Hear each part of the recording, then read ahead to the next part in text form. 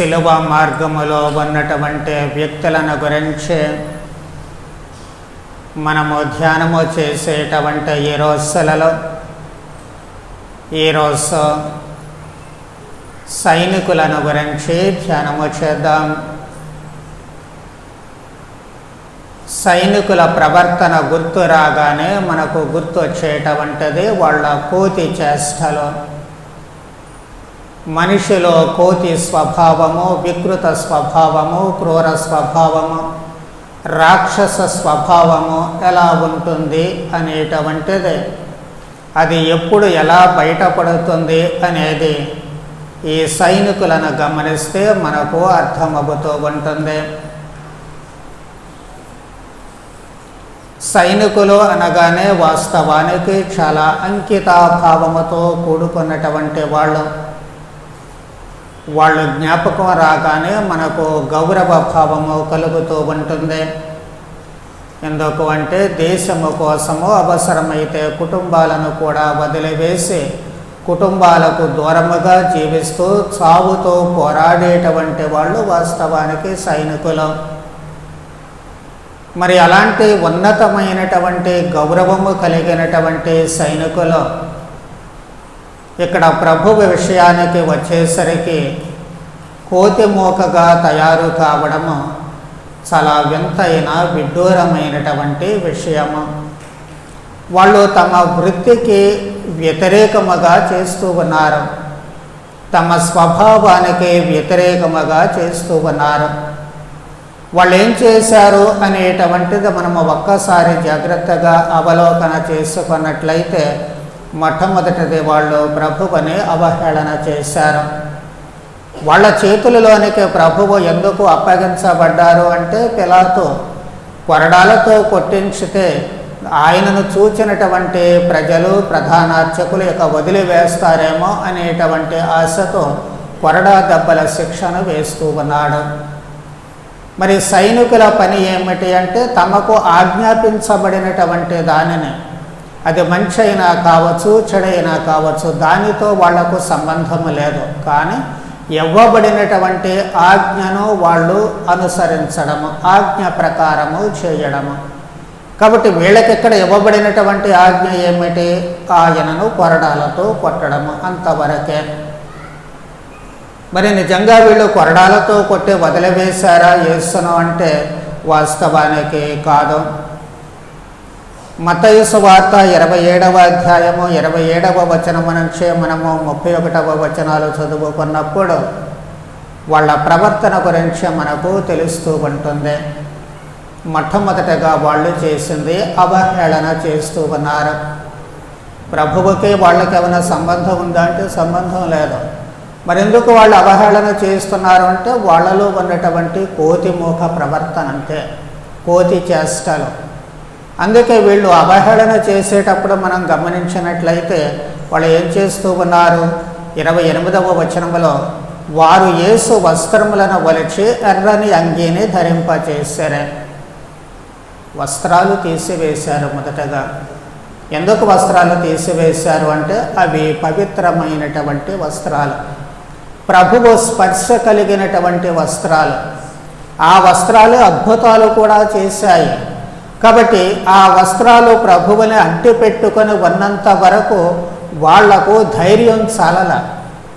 ప్రభువుని పరిహసించడానికి కానీ ప్రభువుని కొట్టడానికి కానీ దేనికి కూడా వాళ్ళకి ధైర్యం చాల. ఎందుకు అంటే పవిత్ర వస్త్రాలు ఆయన మీద ఉన్నాయి. ఆయనే పవిత్రుడు, కానీ ఆయన పవిత్ర వస్త్రాలు కూడా కప్పి ఉన్నాయి. కాబట్టి కొంతలో కొంత కనీసం ఆ వస్త్రాలు తీసివేస్తే కొంత ధైర్యం వస్తుంది అన్నటువంటి భావన అక్కడ కనిపిస్తుంది. అందుకే వాళ్ళు ఆ వస్త్రాలు తీసివేసి ఎర్రని అంగీని ధరింపచేశారు. ఎర్రని అంగీని ఎందుకు ధరింపచేశారు? వేరే రంగులు వేయవచ్చు కదా అంటే మళ్ళీ ఎరుపు కళ్ళను ఆకట్టుకుంటుంది ఎంత దూరం ఉన్నప్పటికీ కూడా. వీళ్ళ దృష్టి ప్రభు ముఖం మీద పడకూడదు, ఎందుకంటే అది పవిత్రమైంది. మళ్ళీ అక్కడ చూసినా వీళ్ళు ఏం చేయలేరు. అందుకని చెప్పి వాళ్ళలో ఉన్నటువంటి కర్కశత్వాన్ని బయటకు తీయడానికి వాళ్ళు ప్రభువు ముఖాన్ని చూడకుండా తమ దృష్టి ఇదిగో ఈ వస్త్రముపై పడేటట్లుగా మళ్లించుకుంటూ ఉన్నారు. అవహేళన చేసేటువంటి మనుషుల ప్రవృత్తి అలాగే ఉంటుంది. దారి మళ్లించుకోవడం. దేవాలయానికి మనము వచ్చినప్పుడు దేవుడు ముఖం చూస్తూ ఉంటే, శిలువలో ఉన్న క్రీస్తు ముఖం చూస్తూ ఉంటే, ఇక్కడ దివ్య సత్ప్రసాద ప్రభువు ముఖం చూస్తూ ఉంటే మనలో ఎలాంటి కోతి చేష్టలు ఉండవు. కానీ మనమేం చేస్తాము? దారి మళ్లిస్తాం. వాళ్ళక్కడ ప్రభువు వస్త్రాల మీదకు తన చూపు మళ్లించినట్లుగా మనకు ఇక్కడ రకరకాలైనటువంటివి ఉంటాయి. మన పక్కనున్న వాళ్ళే ఎరుపు వస్త్రాలు, వాళ్ళపైకి చూపు మళ్ళిస్తాము. మన చూపు అక్కడ ఉండాల్సిందే. అది వదిలేసి వేరే వాళ్ళని, మన ఎదురుగా ఉన్న వాళ్ళని, వాళ్ళ వెనకాల కూర్చునే వాళ్ళతో, లేకపోతే వాళ్ళు కట్టుకున్నటువంటి బట్టలు, వాళ్ళు వేసుకున్నటువంటి నగలు ఏదన్నా కానివ్వండి, లేకపోతే చేతిలో ఉన్నటువంటి ఫోనులు, ఏది దొరకపోతే చివరకు ఆ పుస్తకాలైనా చూసి గెలుగుతూ ఉంటాము. దృష్టి మళ్ళుతూ ఉంటుంది. ఒకసారి దృష్టి మళ్ళితే మనలో ఉన్నటువంటి వికృతత్వం బయటపడుతూ ఉంటుంది. మనలో ఉన్నటువంటి అవహేళన స్వభావం బయటపడుతూ ఉంటుంది. ప్రభువుని ఎదురుగా పెట్టుకొని మన ఇష్టం వచ్చినట్లు కోతి గంతులు వేస్తే అది ప్రభువుని అవహేళన చేసినట్లే. ఎవరైనా మన అధికారి ఎదురుగా ఉన్నప్పుడు మన వాళ్ళ ఎదురుకి వెళ్ళి మన ఇష్టం వచ్చినట్లు చేస్తాం, ఆ చెయ్యం, ఎందుకు అమర్యాద అంటాం. వాళ్ళని అవహేళన చేసినట్లు ఉంటుంది. కాబట్టి అదే అధికారులు, ప్రభుత్వాధికారులు అయితే లాగి లంపకాయ కొడతారు, లేకపోతే పోలీసులు వచ్చి లాక్కెళ్తారు అవతలకి. మరి మన వికృత శాస్త్రాలు ఎక్కువైతే తీసుకెళ్ళి సెల్లోనైనా పడేస్తూ ఉంటారు. ఇక్కడ ముఖ్యమైనది దృష్టి మళ్ళడం. కాబట్టి మనం ఎప్పుడూ కూడా దృష్టి మళ్లించకుండా జాగ్రత్త పడాలి. అందుకే దేవుడు నా సన్నిధిని మెలుగుమని అబ్రహాముతో చెబుతూ ఉన్నారు. ఆయన సన్నిధిలో మెలిగినట్లయితే మన దృష్టి దేవుడి మీదే పడుతుంది. ఆ దేవుడి మీద మన దృష్టి ఉన్నంత వరకు మనము ఎవరిని కూడా అవహేళన చేయము, ఎవరిని కూడా బాధ పెట్టము, ఎవరిని కూడా ఇబ్బంది పెట్టము. వాళ్ళు ఏం చేస్తూ ఉన్నారు? ఆ తర్వాత రాజవస్త్రాన్ని వేస్తూ ఉన్నారు, చేతిలో వెదురుకోల ఇచ్చారు. అది దేనికి? రాజదండానికి గుర్తు. రాజుగారి సింహాసనాసీనుడు అయినప్పుడు ఆయన చేతిలో రాజదండ ఉంటుంది. దానితోటి అధికారాన్ని ప్రతిఫలింపజేస్తూ ఉంటాడు, దానితోటి రాజముద్ర వేస్తూ ఉంటాడు. అందుకే ప్రభువుకు కూడా నేను రాజునని ప్రభువు చెప్పుకున్నారు కదా, అందుకే హేళన చేస్తూ ఉన్నారు. ఇదిగోనయ్యా నీ రాజదండం ఇదే అని చెప్పి ఒక ఎదురుకర్ర ఆయన చేతిలో పెడుతూ ఉన్నారు. మరి రాజుగారంటే కిరీటం కావాలి కదా, అందుకని చెప్పి వీళ్ళు ఏం చేస్తూ ఉన్నారు? ముళ్ళ కిరీటం తీసుకొచ్చి ముళ్ళతో కిరీటం వల్లి నెత్తిన పెడుతూ ఉన్నారు. మరి అలా నెత్తిన పెట్టినప్పుడు ముళ్ళు ఎలా గుచ్చుకుంటాయో, ఎంత బాధగా ఉంటుందో మనకు తెలుసు. నెత్తి మీద మొట్టకాయ వేస్తేనే ప్రాణం పోయినంత పని అవుతూ ఉంటుంది. ఎక్కడన్నా కూర్చొని గబుక్కున లేచేటప్పుడు మనం ప్రక్కన ఉన్నటువంటి ఏవైనా చూడకుండా లేస్తే అవి తలకు తగిలితే ఎంత దెబ్బ తగులుతుందో మనందరికీ తెలుసు. మరి అలాంటప్పుడు ఏకంగా వాళ్ళు ఇనుప ముళ్ళతో కిరీటాన్ని నెత్తి మీద పెడితే ఎంత బాధ కలుగుతుందో. సరే, అంతటితో ఊరుకున్నారా? వాళ్ళలో ఉన్నటువంటి క్రూరత్వం బయటకు వస్తూ ఉంటుంది. ఏం చేశారు? యూదుల రాజా నీకు జయము లేక నమస్కారం అని చెప్పి ఆయన్ని అపహాస్యము చేస్తూ పరిహసిస్తూ ఆ కర్ర తీసుకొని నెత్తి మీద కొడుతూ ఉన్నారు. రాజదండమే ఎదురు తిరిగినటువంటి వేళ. ఆ రాజదండము తన అధికారానికి గుర్తుగా ఉండాల్సినటువంటిది ఇప్పుడు అదే రాజదండపు నమూనా తీసుకొని వీళ్ళు ఆయన తలపై బాదుతూ ఉన్నారు. అప్పుడు ఆ ముళ్ళు నెత్తి మీద గుచ్చుకుంటూ ఉన్నాయి, నక్షత్రాలే కనిపించి ఉంటాయి. ఎంతటి బాధను ప్రభువు ఆ సమయంలో అనుభవించి ఉంటారో మనం ఊహించుకుంటే అర్థమవుతూ ఉంటుంది. ఇదే బాధను చాలాసార్లు మనము ఇతరులకు కలిగిస్తూ ఉంటాము. మనము చేసేటువంటి అవహేళనలు, మనము చేసేటువంటి సరదా కబుర్లు చాలాసార్లు మన మీద ఏదో ఊరికే సరదాగా అన్నానండి అంటాము, కానీ అవతల వాళ్ళని ఎత్తుపొడుస్తూ ఉంటాము. అది స్నేహితుల మధ్య కూడా జరుగుతూ ఉంటుంది. కూర్చున్నంతసేపు కూర్చుంటారు, ఎగతాళి చేస్తూ ఉంటారు, ఏదో చిన్న లోపాన్ని తీసుకొని. అందరూ సరదాగా నవ్వుకుంటున్నామండి అని చెప్పి అనుకుంటారు, కానీ ఎవరి మీదనైతే వాళ్ళు జోకులు వేసుకుంటారో, ఎవరి మీదనైతే వాళ్ళు అవహేళన చేస్తుంటారో ఆ మనిషి ఎంత బాధపడుతూ ఉంటాడో, ఆ మనిషి హృదయం ఎంత లోతుగా గాయపడుతుందో మనం ఎవరమో ఊహించమో ఆలోచించం కూడా. అసలు అప్పుడు మనవడే కదా, మన స్నేహితుడే కదా, కాబట్టి సరదాగా నవ్వుకుంటాను, దాంట్లో తప్పేముంది అని మాత్రమే అనుకుంటారు. కానీ వాళ్ళు చేసేటువంటి గాయము ప్రభువు నెత్తి మీద దిగినటువంటి ఆ ముళ్ళతో సమానంగా ఉంటుంది. బయటకు చెప్పుకోలేడు, అందరూ ఫ్రెండ్స్ ఏమంటారు, ఎప్పుడో ఒకసారి ఎదురు తిరుగుతారు వాళ్ళు. కానీ అంతకుముందు వాళ్ళ మనస్సులు ఎంత గాయపడి ఉంటాయో మనం ఒకసారి ఊహించుకోవచ్చు. కాబట్టి ఎప్పుడు ఎవరని, మన మిత్రువైనా శత్రువైనా, మనకు బంధువైనా బంధువు కాకపోయినా, ఎవరు మనకు తెలిసిన వాళ్ళైనా తెలియని వాళ్ళైనా సరే ఎప్పుడు ఎగతాళి చేయకూడదు, అవహేళన చేయకూడదు. ఎందుకు అంటే ప్రతి మనిషి కూడా దైవ సృష్టి అనేటువంటిది మనం గుర్తుపెట్టుకోవాలి. ఒక్క చిన్న సూత్రం చాలు. ఒకళ్ళు అదే మనల్ని అవహేళన చేస్తే, మనల్ని ఎప్పుడు ఎగతాళి చేస్తే మనం ఎంత బాధపడతాం? మనలో లోపాలు లేవో ఉన్నాయి కదా, వాటిని వాళ్ళు ఎత్తి చూపిస్తే మరి అప్పుడు 10 మందిలో మనల్ని నవ్వుల పాలు చేస్తే అప్పుడు ఎంత బాధపడతాము? అందుకే మనము కూడా ఇతరులను అనవసరంగా అవహేళన చేస్తూ బాధ పెట్టకూడదు, అవమానించకూడదు అనేటువంటిది మర్చిపోకూడదు. చివరిగా మనం లూకాసు వార్త 23వ అధ్యాయము 36వ వచనములో చూసినట్లయితే, నీవు యూదుల రాజువైతే నిన్ను నీవు రక్షించుకో అని చెప్పి అంటూ ఉన్నారు. వాళ్ళకి అసలు యూదుల రాజుకి ఏ సంబంధం లేదు, అయినప్పటికీ కూడా ప్రభువుని అలా పరిహసిస్తూ ఉన్నారు. అందుకే వీళ్ళు ముళ్ళ కిరీటం ఎత్తిన పెట్టి కొట్టినప్పుడు ఆయనకు వందనాలు చెప్పినప్పుడు లాగి లంపకాయ కూడా కొడుతూ ఉన్నారు. ఏమయ్య, నిన్ను కొరడాలతో కొట్టమన్నారు కానీ చెంపదెబ్బలు కొట్టమని చెప్పలేదే, కొరడా దెబ్బలు కొట్టమన్నారు కానీ ముఖం మీద ఉమియమని చెప్పలేదే. కానీ వీళ్ళంతా ఎందుకు చేస్తూ ఉన్నారు? పోతే కొబ్బరి చెప్ప దొరికితే చాలన్నట్లుగా వీళ్లకు ఏదో ఒక మనిషి దొరికాడు, ఆ మనిషి మీద తమలో ఉన్నటువంటి క్రూరత్వము, తమలో ఉన్నటువంటి వికృతత్వము, తమలో ఉన్నటువంటి కోతి చేష్టలు అన్నీ కూడా బయటపెట్టి అలా ప్రభువుని పరిహసిస్తూ ఉన్నారు. కాబట్టి మనలో అలాంటి చేష్టలు ఉన్నప్పుడు వాటిని మనం చాలా జాగ్రత్తగా బంధించాలి, అణగదొరకాలి, తీసివేయాలి. అలా తీసివేయడానికే మనకు ఈ తపస్సు కాలము ఉపయోగపడుతూ ఉంటుంది. రెండవది, వాళ్ళలో ఉన్నటువంటి ఈ వికృత చేష్టలు, క్రూరత్వము. ఇందాక చెప్పుకున్నామే, రాజదండాన్నే తీసుకుని మళ్ళీ ప్రభువుని అక్కడ కొడుతూ ఉన్నారు.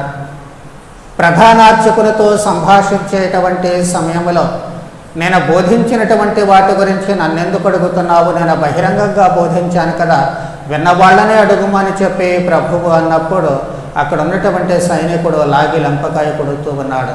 ప్రధానార్చకునికి ఇట్లు సమాధానం ఇచ్చుటకు నీకెంతటి సాహసము అని చెప్పి, అసలు సాహసం చేసేదెవరు? వీళ్ళు.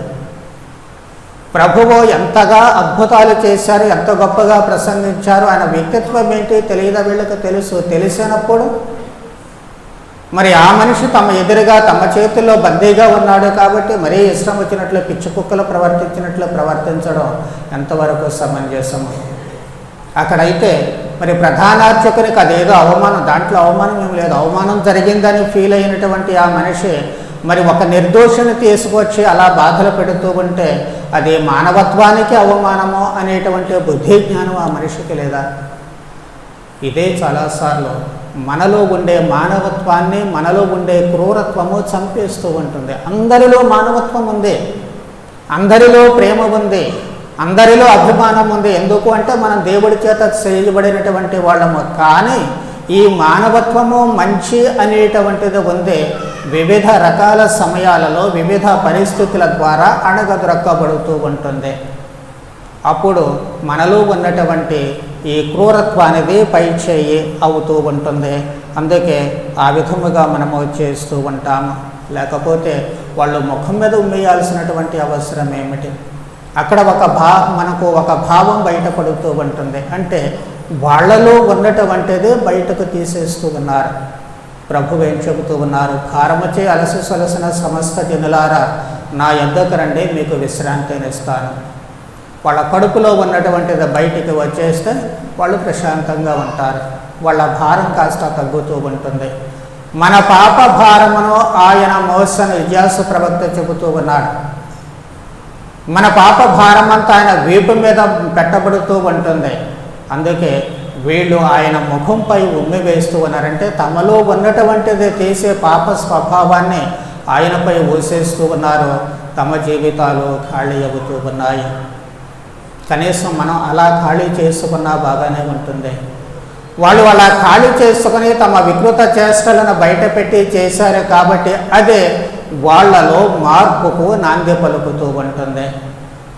ఒకసారి ఇవన్నీ కూడా అణగదొరక్కబడ్డ తర్వాత కొంచెము ప్రశాంతత అనేటువంటిది వస్తూ ఉంటుంది. ఆ వచ్చిన తర్వాత ఏం జరుగుతూ ఉంటుంది? వాళ్ళలో మార్పు అనేటువంటిది కలుగుతూ ఉంటుంది. ఎప్పుడు ఎలా మార్పు కలిగింది? ప్రభువుని సిలువను వేసిన తర్వాత వీళ్ళు కూడా ప్రభువుని పరిహసించారు. కానీ అక్కడ మరొక విషయం మనం గమనించాల్సింది, ప్రభువు యొక్క వస్త్రాలను వాళ్ళు పంచుకున్నారు. సైనికులు వేరే వాళ్ళకి ఎవరికి వల్ల వాళ్ళే పంచుకున్నారు. ఎందుకు పంచుకున్నారు? ఆయన ఒక నేరస్తుడు అనుకున్నారు, ఇష్టం వచ్చినట్లు ప్రవర్తించారు, ఇష్టం వచ్చినట్లు అవహేళన చేశారు. ఎంత చేసి కూడా వాళ్ళలో ఉన్నటువంటిది బయటకు వచ్చేసింది కదా, ఖాళీ అయింది కదా, ఇప్పుడు మనిషి బయటపడుతుంది. అందుకే ఏం చేశారు? తమలో ఆ వస్త్రాలను పంచుకున్నారు. అదృష్టపు చీట్లు వేసుకున్నారు అంగీ కోసం. అవి చాలా పవిత్రమైనటువంటి వస్తువులు అన్నటువంటి స్పృహ వాళ్లకు తెలియకుండానే కలుగుతూ ఉంటుంది. దీన్ని చంపొద్దు అంటూ ఉన్నారు. వస్త్రాలు తీసి అవతల పారేయాలి మామూలుగా, కానీ పారవేయాల. వాళ్ళు తమ దాచుకోవాలనుకున్నారు. ఆ తమకు తెలియదు అవి పవిత్ర వస్త్రాలు ఇవి అనేటువంటి ఆలోచన లేదు. అయినా సరే వాళ్ళలో మంచి అనేటువంటిది చెడు బయటకు వెళ్ళిపోయింది కాబట్టి మంచి అనేటువంటిది అక్కడ పునాదులు వేసుకుంది. దానిలో నుంచే వాళ్ళు ఆ వస్త్రాలను పంచుకున్నారు. ఎప్పుడైతే ఆ వస్త్రాలు తమలో తాము పంచుకున్నారో తమ దగ్గర పవిత్రత వచ్చింది. ఆ వస్త్రాల రూపంలో పవిత్రత వాళ్ళ దగ్గరకు వచ్చింది. ఎప్పుడైతే ప్రభుని వస్త్ర పవిత్రత వాళ్ళ చేరువలోనికి వచ్చిందో, వాళ్ళ చేతులకు స్పర్శ తగిలిందో, వాళ్ళు కూడా పవిత్రీకరింపబడుతూ ఉన్నారు. అప్పుడు వాళ్లకు భయం పుట్టుకొచ్చింది. జరిగినటువంటి ఆ సంఘటనలను చూసినప్పుడు వాళ్ళు భయపడుతూ ఉన్నారు. మత్తయి సువార్త 27వ అధ్యాయము 54వ వచనాన్ని మనము గమనిస్తే, శతాధిపతియు అతనితో యేసున కావలి కాయుచున్న సైనికులను భూకంపము మొదలుగా సంభవించిన సంఘటనలు చూచి మిక్కిలి భయపడే వాళ్ళు భయపడ్డారు. ఎందుకు ఆ భయం అనేటువంటిది వచ్చిందంటే, వాళ్ళు అప్పుడు పవిత్రతకు చేరువగా వచ్చారు. అప్పటిదాకా ఎన్ని పిచ్చి వేషాలు వేసినా, ఎన్ని కోతి చేష్టలు చేసినా, ఆ సమయంలో వస్త్రాలను తమ వద్దకు తీసుకోవడం ద్వారా వాళ్ళలో ఆ పవిత్రత దగ్గరకు వచ్చి ఆ స్పర్శ తగిలింది. కాబట్టి అప్పుడు వాళ్ళలో ప్రభు అంటే భయం ఏర్పడింది. ప్రభు అంటే భయం ఏర్పడింది జరిగిన సంఘటనలు చూసినప్పుడు. కాబట్టి అప్పుడు వాళ్ళు ఒప్పుకుంటున్నారు, నిశ్చయముగా ఇతడు దైవ కుమారుడే. నీవెన్ని వేషాలన్నా చేయి, ఎన్ని తప్పులన్నా చేయి, ఎన్ని పొరపాట్లన్నా చేయి, కానీ నీవు ఇక్కడికి వస్తూ ఉన్నావు. దివ్య బలి పూజలో పాల్గొన్నప్పుడు నీకు కూడా, వాళ్ళకైతే కేవలము ప్రభు అంగీ స్పర్శ మాత్రమే తగిలింది, కానీ నీకు ప్రభుని స్పర్శ డైరెక్ట్గా తగులుతూ ఉంది. ప్రభుని శరీరము నీకు తగులుతూ ఉంది, నీ శరీరంలో కలిసిపోతూ ఉంటుంది. మరి వాళ్ళు చెడు పనులకు వస్త్రాన్ని అంటుకున్నంత మాత్రము చేతనే వాళ్ళు చెడు పనులకు భయపడితే, మరి మనం ఎందుకు భయపడకపోతూ ఉన్నాము? ఎందుకు మనలో ఆ భయం అనేటువంటిది కలగడం లేదు? మన చుట్టూ ఉన్నటువంటి పరిస్థితులను గమనించినప్పుడు, మనుషుల యొక్క ప్రవర్తనను గమనించినప్పుడు, మానవ స్వభావం ఎలా మారిపోతుందని గమనించినప్పుడు, మన కుటుంబాలన్నీ కూడా ఎలా ఉన్నాయని గమనించినప్పుడు, సంఘమాన్ని గమనించినప్పుడు, దేశాన్ని గమనించినప్పుడు మనలో ఆ భయం ఎందుకు రావడం లేదు? ప్రభుని స్పర్శ మనకు ముందే, ప్రభువు మనలో కలిసిపోతూ ఉన్నారు. మన ప్రతి అణువు ప్రభువు స్పర్శతో నిండిపోతూ ఉంది. మరి ఎందుకు మనకు ఆ భయం లేదు? ఆ భయం ఉండాలి.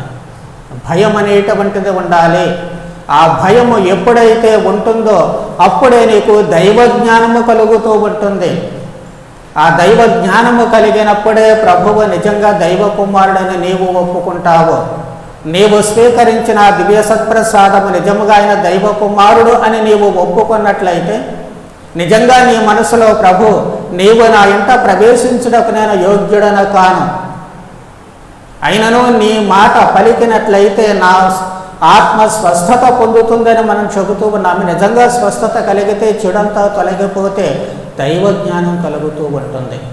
అప్పుడు అంతకుముందు చెప్పబడినటువంటి దైవ వాక్కు ఉంది, ఆ వాక్కు నీలో జ్ఞానాన్ని నింపుతూ ఉంటుంది. అప్పుడు వాళ్ళు చెబుతూ ఉన్నారు, నిశ్చయముగా ఇతడు దైవ కుమారుడే. భయము చేత ప్రభువును గుర్తించినప్పుడు నిశ్చయముగా ఇతడు దైవ కుమారుడు అని చెప్పి అంటూ ఉన్నారు. కానీ లూకాసు వార్తలోనికి వెళ్ళి మనం 23వ అధ్యాయంలో 47వ వచనంలో గమనించినట్లయితే అక్కడ సైనికులు మరో అడుగు ముందుకు వేసి ఏం చేస్తూ ఉన్నారు? అక్కడ దేవుని స్తుతించుచు వ్రాయబడినటువంటి మాట. ఎంతగా బిహేవ్ చేసినటువంటి వాళ్ళు, ఎంతగా క్రూరంగా ప్రవర్తించినటువంటి వాళ్ళు ఇప్పుడు ప్రభుని వస్త్రాల పవిత్రతను అంటుకోవడంతో అక్కడ వాళ్ళు దేవుణ్ణి స్తుతించారు. దేవుణ్ణి స్తుతించి ఏం చెబుతూ ఉన్నారు? దైవ కుమారుడని చెప్పడం వల్ల నిశ్చయముగా ఇతడు నీతిమంతుడు, ఆయన నీతిమంతుడు. కాబట్టి ఆ నీతిమంతుడని ఇప్పుడు తెలుసుకుంటున్నారు వీళ్ళు. అందుకే వాళ్ళు దేవుణ్ణి స్తుతిస్తూ ఉన్నారు. మరి మనం ఎప్పుడు తెలుసుకుంటాము ప్రభువు నీతిమంతుడు అని? ప్రభువు నీతిమంతుడని తెలుసుకున్నప్పుడే మనం దైవస్తుతి చేస్తాము. దేవాలయానికి వచ్చినప్పుడు నోరు తెరవనటువంటి వాళ్ళు ఇంకా కొంతమంది ఉంటారు.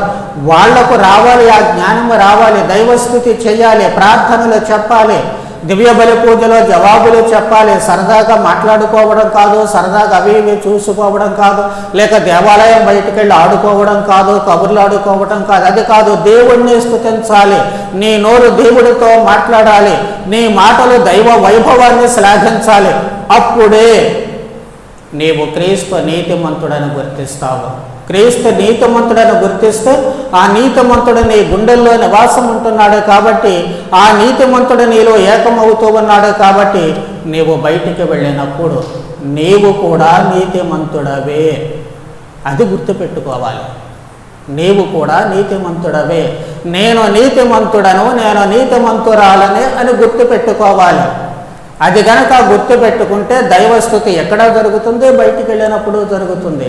ఒకసారి దైవస్తుతి మన నోట వెలువడినట్లయితే మన నోట నుంచి ఎలాంటి అప్రాక్షపు మాటలు కానీ, అవహేళన మాటలు కానీ ఎప్పటికీ రావు. ఎవరిని అవమానించేటువంటి మాటలు రావు. అప్పుడు ప్రభువు కోరుకున్నటువంటి దైవరాజ్యం స్థాపించబడుతూ ఉంటుంది. దైవరాజ్యము సమీపించింది, హృదయ పరివర్తన చెందండి ప్రభు అందుకే చెబుతూ ఉన్నారు. ఆ మార్పు ఎక్కడ? ఎవరో ముఖం తెలియనటువంటి ఆ సైనికులకు వచ్చింది. ప్రభువుని గురించి ఏమీ తెలియనటువంటి ఆ సైనికులు జరిగినటువంటి సంఘటనలన్నిటినీ బేరీజు వేసుకున్నప్పుడు వాళ్ళకు మార్పు కలిగింది. మరి మనకు వాళ్ళకంటే 1000 రెట్లు మెరుగైన అవకాశాలు పరిశుద్ధతనం నుంచి మనకు సత్యోపదేశం నేర్పబడుతుంది. ఎగ్గొట్టే వాళ్ళు ఎగ్గొడుతున్నారు అనుకోండి, అది వేరే విషయము. కానీ తల్లిదండ్రులు శ్రద్ధ తీసుకొని సత్యోపదేశానికి పంపిస్తే వాళ్లకు ఆ జ్ఞానము అక్కడి నుంచే ప్రారంభమవుతూ ఉంటుంది. యువకులు వాళ్ళను సదస్సుకు తల్లిదండ్రులు పంపించగలిగినట్లయితే, బాబు అమ్మ నువ్వెందుకు వెళ్ళట్లేదు, వెళుతున్నావా, వెళితే అక్కడ ఏమి నేర్చుకున్నావు, వెళ్ళకపోతే నువ్వెందుకు వెళ్ళట్లేదు, ఎక్కడికి వెళ్ళావు, ఏం చేశావు ఈరోజు అనే ప్రశ్నలు తల్లిదండ్రుల నోటు నుంచి వచ్చినప్పుడే మీ బిడ్డలు బాగుపడతారు. మీరు నోరు తెరవనంత వరకు కూడా వాళ్ళ జీవితాలు అలాగే ఉంటాయి, అధోగతి పాలవుతాయి. అది మాత్రం మర్చిపోకండి. ఇది దేవుడి మాట. తెరవండి, నోరు తెరవాలి. నీ బిడ్డలు ఏం చేస్తున్నారు అనేటువంటిది నోరు తెరవాలి. ఆ తెరవకపోతే దైవవాక్కు చదవడానికి వాళ్ళకు నోరు రావడం లేదే, ప్రార్థన చెప్పడానికి వాళ్ళకు నోరు రావడం లేదే. నువ్వు ఎందుకు అడగట్లేదు? ఎందుకు అడగలేకపోతున్నారు? ఎంతమంది అడుగుతున్నారు? అడిగే వాళ్లకు సంతోషమే, వాళ్ళ గురించి చెప్పడం లేదు. ప్రోత్సహించే వాళ్ళు సంతోషమే, వాళ్ళ గురించి కాదు. ఇంకా చెప్పవలసిన వాళ్ళు, నోరు తెరవవలసిన వాళ్ళు 50% దాకా ఉన్నారు అనేటువంటిది జ్ఞాపకం చేస్తూ ఉన్నారు. ఎప్పటికైనా నోరు తెరవాలి. పవిత్రత, ప్రభువు యొక్క పవిత్రత మీకు మీ బిడ్డలకు అంటుతూ ఉంది. ఆ పవిత్రతలో నుంచి వాళ్ళను ముందుకు తీసుకువెళ్ళండి, పవిత్రులుగా పెంచండి. నిశ్చయముగా ఇతడు నీతిమంతుడు, దేవుని కుమారుడైన సైనికులు అంగీకరించినట్లుగానే మీ బిడ్డలు మీరు కూడా అంగీకరించినప్పుడు అందరి జీవితాలు ఆనందంగా ఉంటాయి, అందరి జీవితాలు ఉన్నత స్థాయికి వెళుతూ ఉంటాయి. అందరూ ఉన్నత స్థాయిలో ఉండాలనే దేవుడు కోరుకునేది, మేము కోరుకునేటువంటిదే. నేను కొన్నిసార్లు ఎంత కఠినంగా చెప్పినా దేనికోసము? మీరు ఉన్నత స్థాయిలో ఉండటం చూడాలి అని. అలా చూసినప్పుడే మాకు సంతోషం కలుగుతూ ఉంటుంది. మీరు గొప్పవాళ్ళుగా ఉన్నప్పుడే మాకు సంతోషం కలుగుతూ ఉంటుంది. మీరు బాధల్లో ఉంటే మాకు సంతోషం కాదు. మీ జీవితాలు పాడైపోతూ ఉంటే మాకు సంతోషం కాదు. అందరూ సంతోషంగా ఉండాలి, ఉన్నతమైనటువంటి స్థాయిలో ఉండేటట్లుగా ఉండాలి. అప్పుడే అందరికీ సంతోషము, తల్లిదండ్రులకు సంతోషము, సంఘానికి సంతోషం, గురువులకు సంతోషము, అందరూ కూడా సంతోషించేటువంటి అవకాశం కలుగుతుంది.